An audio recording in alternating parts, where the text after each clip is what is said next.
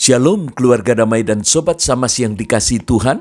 Kita jumpa kembali dalam Sapaan Damai Sejahtera edisi Selasa 4 Agustus 2026 dengan tema Tetap Melangkah Menembus Kabut Tebal.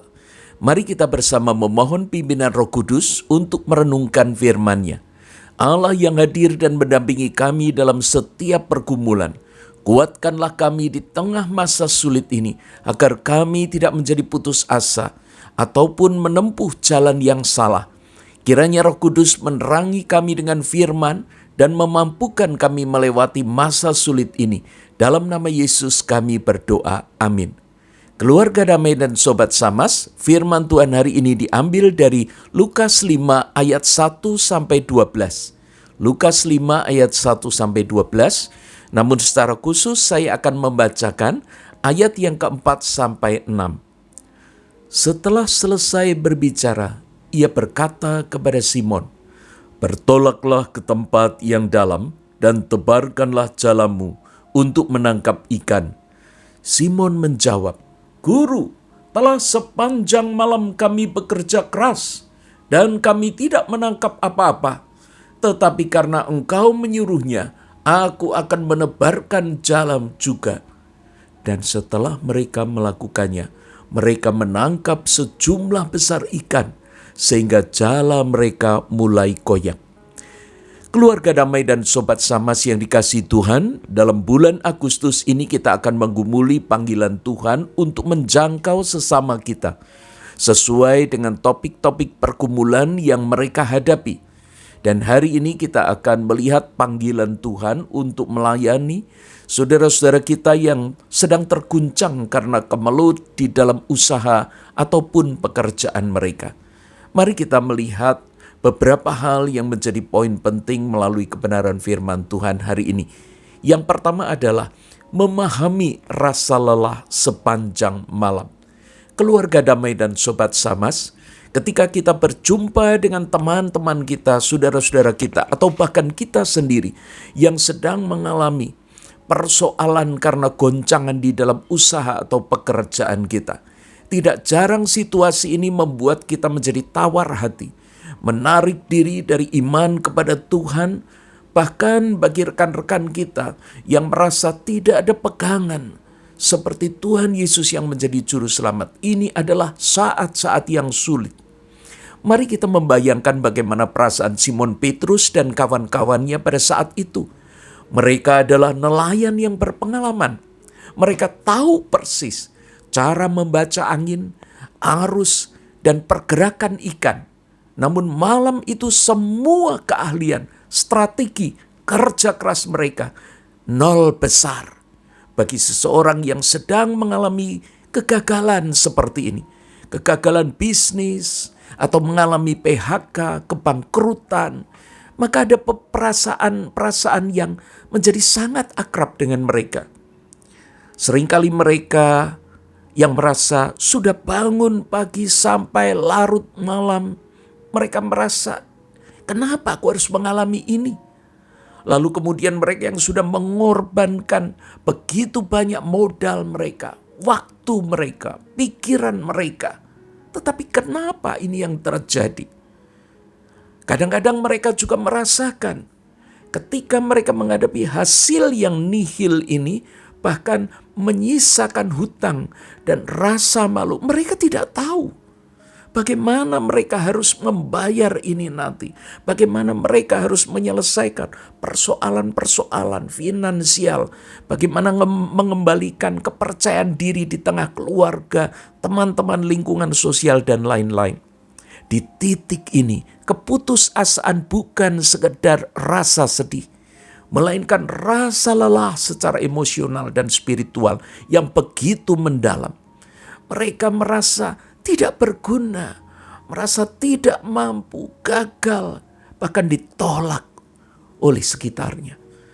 Keluarga damai dan sobat Samas, ketika kita bertemu dengan teman-teman seperti ini, berhentilah untuk terus mencoba mengajari mereka, menasihati mereka seolah-olah mereka akan mudah melewati saat-saat ini. Tapi mari kita mencoba mendengar apa yang sedang mereka alami. Dan memang kelelahan karena sepanjang malam tidak menemukan ikan. Dan bisa jadi bahwa mereka mengalami itu seolah hanya melewati waktu satu malam. Tetapi bagaimana dengan saudara-saudara kita yang mengalami kerugian atau mengalami kejatuhan dan sudah berbulan-bulan ada dalam kondisi seperti itu. Yang kedua, mari kita melihat bahwa justru di titik terendah itu Yesus datang. Yesus datang, Yesus mau memahami. Bukan pada saat kita sukses, pada saat semua baik-baik saja, tetapi justru kita berada di titik terendah. Hal yang menarik dari kisah ini adalah Yesus tidak menunggu lagi sampai Petrus menuju ke arahnya, lalu meminta kepadanya. Tapi Yesus yang menuju ke sana. Yesus yang mendatangi Petrus dan kawan-kawan. Di tepi pantai itu ketika mereka sedang mencuci jalannya dengan hati yang lesu, maka Tuhan Yesus datang. Tuhan Yesus menjumpai mereka, memberikan kekuatan kepada mereka. Dunia seringkali hanya mau mendekati mereka yang berhasil, yang naik jabatan, yang bisnisnya sedang tren, atau yang memiliki omset besar. Namun hati Kristus selalu tergerak oleh mereka yang hancur hati. Mereka yang dalam keadaan gagal, mereka yang merasa tidak berdaya atau terpuruk.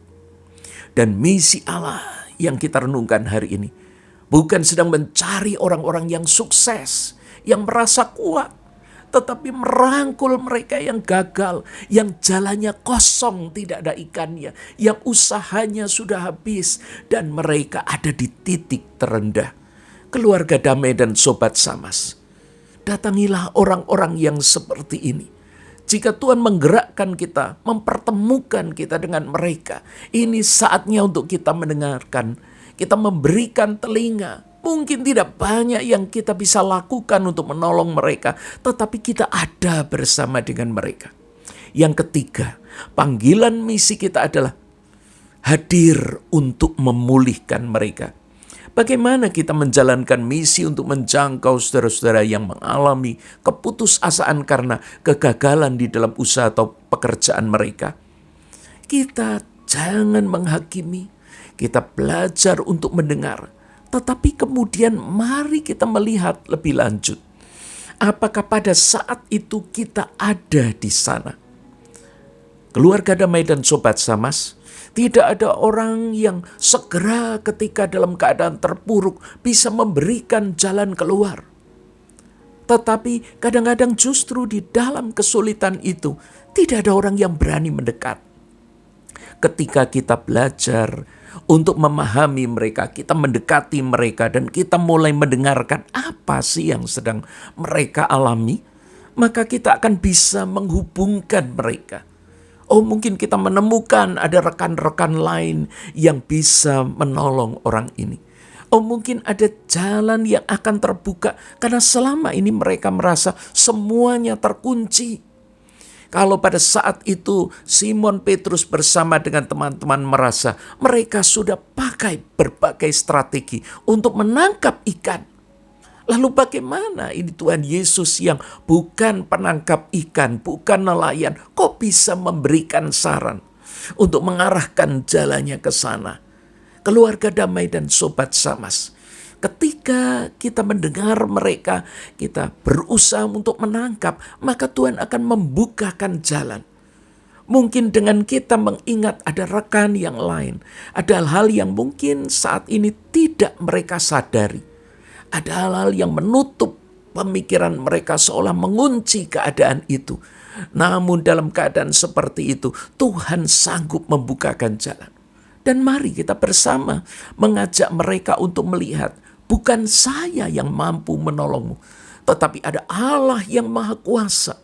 Allah yang selalu bersama kita di dalam keadaan sulit ini. Dan Allah itulah yang akan membukakan jalan bagimu. Karena itu kita mengajak mereka untuk berdoa. Kita membukakan kepada mereka sebuah pengharapan bahwa di dalam Allah ada jawaban. Berhentilah untuk terus mencoba menunjukkan bahwa kita mampu menolong mereka. Tetapi justru ketika kita mempertemukan mereka dengan Allah, disinilah kuncinya. Allah kemudian akan membukakan jalan. Baik Allah membisikkan melalui kita, ataupun Allah berbicara secara langsung kepada mereka. Keluarga Damai dan Sobat Samas, firman Tuhan hari ini membawa kita untuk berefleksi. Ada saat di mana kita ada di titik terendah. Tetapi pada saat kita ada di sana, Allah tidak pernah meninggalkan kita. Dan Allah selalu mendampingi kita. Bahkan Allah tahu bagaimana kita akan keluar dari persoalan ini. Dan Allah akan menuntun kita menuju jalan itu. Sekalipun ada kabut tebal, ada kesulitan, tantangan yang seolah tak mungkin terselesaikan. Tapi Allah tahu kemana jalan itu. Dan Allah mau menggandeng kita. Bahkan kalau kita tidak mampu berjalan, Allah mampu menggendong kita. Mari kita kuatkan rekan-rekan kita yang sedang dalam pergumulan berat ini. Mari kita dampingi mereka. Dan ketika Allah menunjukkan, kita bisa mempertemukan mereka dengan seseorang. Ataupun kita bisa membantu mereka semampu kita. Mari kita kerjakan itu dengan tulus. Mari kita sama-sama berdoa. Tuhan Yesus, terima kasih. Engkau adalah Allah yang tidak pernah membuang kami. Pada saat kami gagal, terpuruk, ada titik terendah, Engkau membuat kami melihat ada sinar di sana. Pada saat kabut tebal itu seolah menutupi semua jalan kami, maka kami mulai melihat titik terang. Kalau ada saudara-saudara kami yang saat ini sedang terluka, putus asa karena karir atau bisnis mereka hancur, Tuhan pakai kami untuk mendampingi mereka, memberikan penghiburan, kekuatan. Bahkan jika harapan itu Engkau tunjukkan kepada kami, biarlah kami membisikkan kepada mereka. Mampukan kami untuk merangkul mereka dan mengingatkan bahwa nilai diri ini mereka tentukan bukan hanya melalui keberhasilan duniawi, tetapi sebuah penyerahan diri kepada Allah yang hidup, yang memberikan pekerjaan, bahkan yang akan menuntun kita kepada kesuksesan. Kami menyerahkan doa ini Bapa, supaya kami dapat benar-benar mengerjakan misi ini dengan baik. Dalam nama Tuhan Yesus kami berdoa. Amin.